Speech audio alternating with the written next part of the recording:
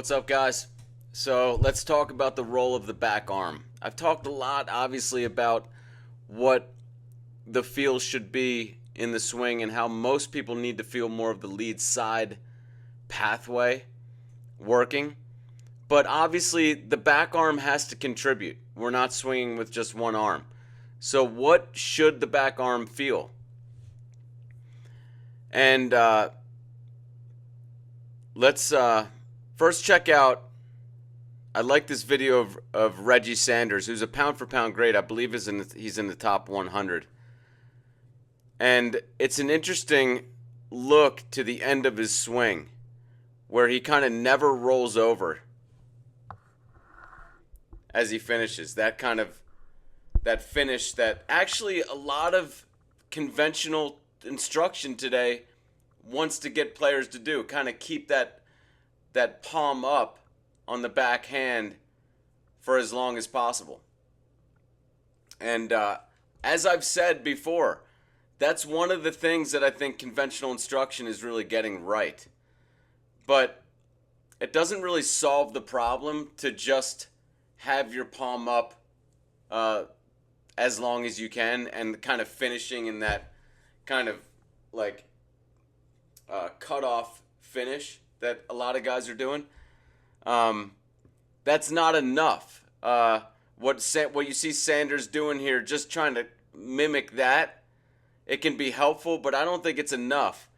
The back arm, the big problem in the back arm is that it wants to roll over.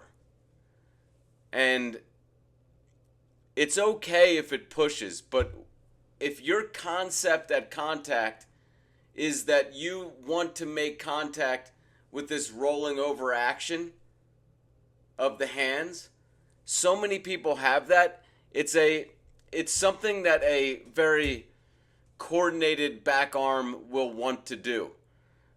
Pick up a baseball with your non-coordinated hand and throw it. And you'll see that it's missing that coordination that in the hand especially. This is actually helpful. That's why I say it's better to start with your non-dominant hand in back, because you tend to not have this so much coordination in the back arm that makes it want to do this rollover action. If you have a lot of coordination with your back arm, it's going to tend to want to do this kind of rollover action. For me, my big problem is that I want with my back arm to achieve a position at contact like this, like just at the start of a rollover. Let's look at. So let's start from the beginning. So the lead arm progression helps you to get the right structure of the swing. Why? Because it forces you to feel that stretch in the lead shoulder and the upper back. And most people don't feel that. Most people, they kind of keep their hands in front. They never get the feel of the stretch in the front shoulder. So the lead arm progression really helps you get the overall structure of the swing right, especially the very start of the swing.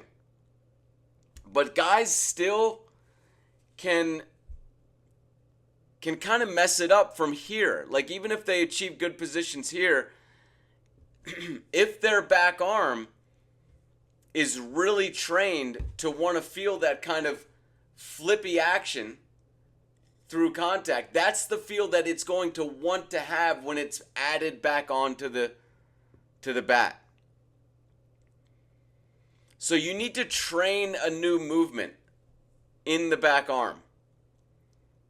And I'm excited to talk in depth now about what the back arm should feel. I've talked so much about how the lead arm progression can improve the structure of your swing.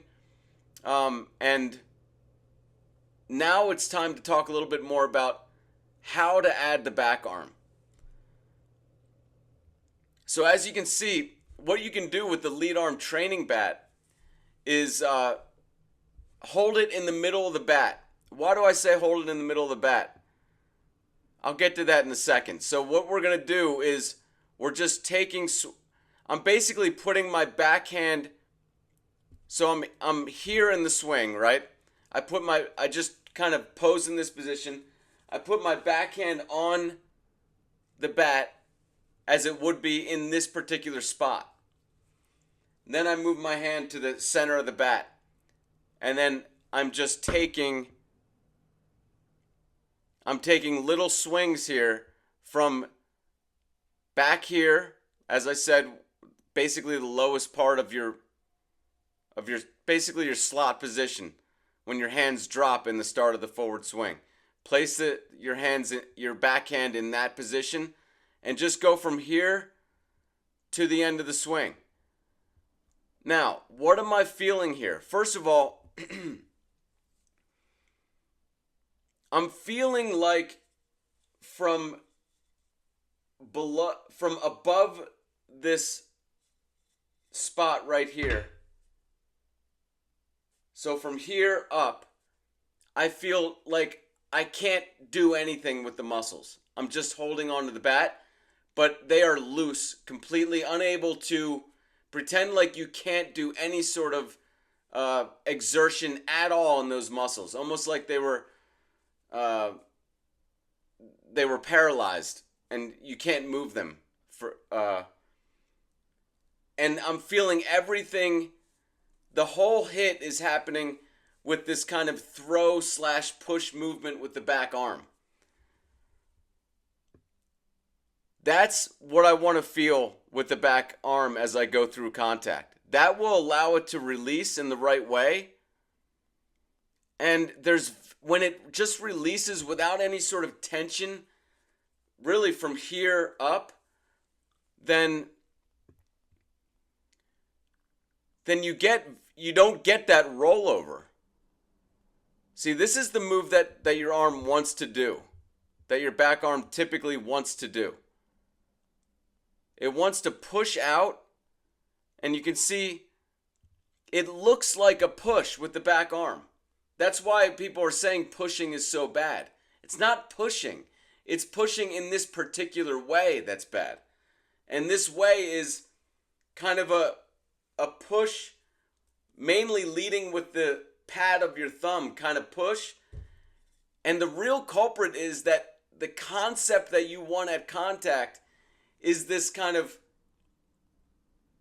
flippy action. It's the very start of the flip. That's why so many guys have the problem of kind of slicing off the ball, because their concept of contact, especially with the back arm, that's why taking the back arm completely off does so much to solve things.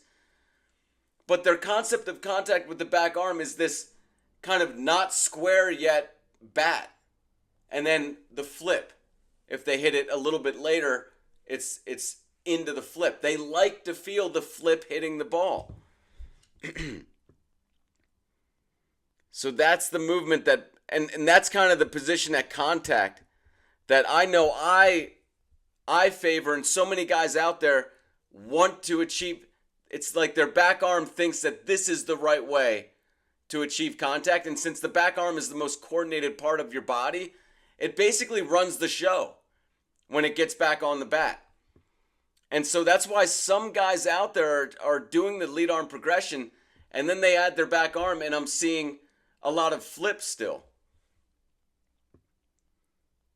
And then there's the flip that happens. So it's a push out and then a flip. So the way to solve this is to, again, feel like I think it's Novocaine. If you're shot with Novocaine, you can't like flex anything or use your muscles. Pretend like everything from here up has been shot with Novocaine. You can't move it. And the only really thing that you can use to hit is kind of the extension of your arm, the throwing action of the back shoulder in combination. That kind of swing slash push action with the back arm. And you see it's a much different release as I go through. The bat's still squaring up. The bat's still getting square, but a lot of people don't like this feel because look how slow the barrel is moving. There's not any of this kind of flip action. And a lot of people, again, the back arm just wants to, it thinks if we flip it, we're going to get a lot more speed. But it just doesn't help. The flipping action really ruins swings. So my wrist is releasing here, but it's just doing this. It's got no say in the action here. So hold your lead arm training bat in the center. Now, I was going to explain why I want you to hold it in the center. Because I want no tension. We're not moving with speed here. So the weight of the bat would put a lot of tension. If you were holding a bat, the weight of it would put tension in your hand. I don't want any tension.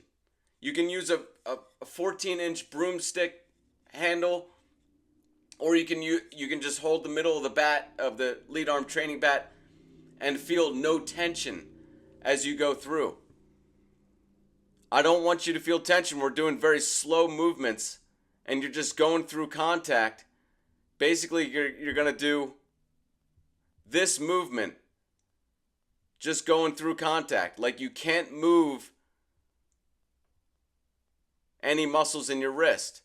Once you paralyze those muscles, basically, then you can start to feel the real action that you need. And you get rid of depending on this flipping action.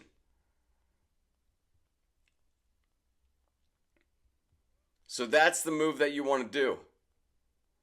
And notice how I'm finishing kind of like they teach in conventional instruction now. But it's really important to move through contact with the right feel.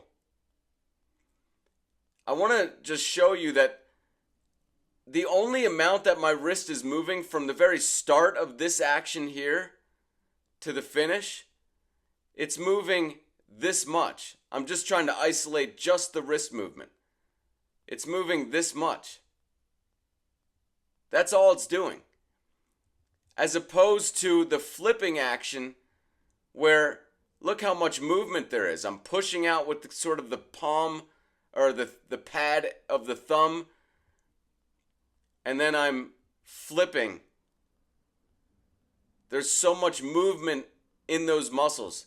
So again, it's really going to help you to just feel like there's no tension in the wrist, and go ahead and feel. It's not that extension of the back arm is bad.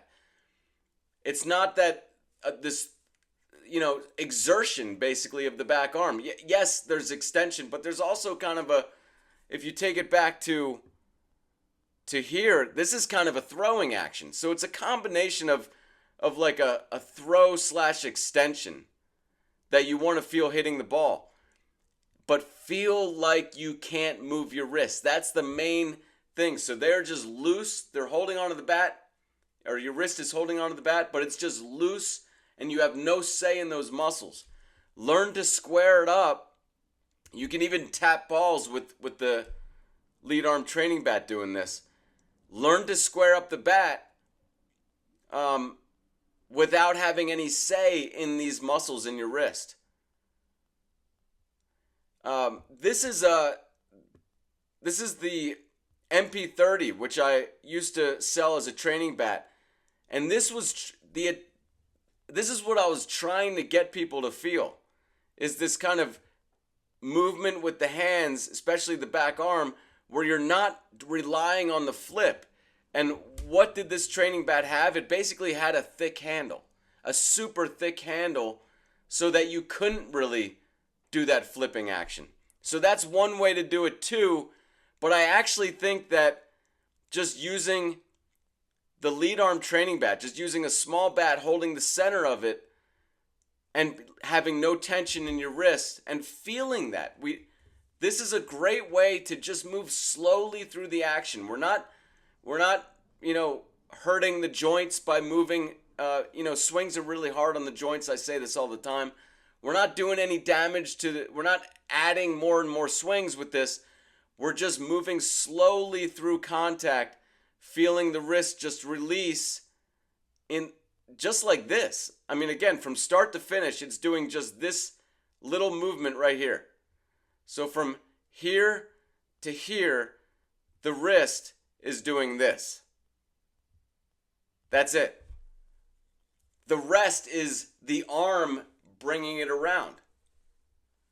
So try those feels with the back arm, and don't forget, it's not that extension is bad. It's not that the back arm shouldn't contribute.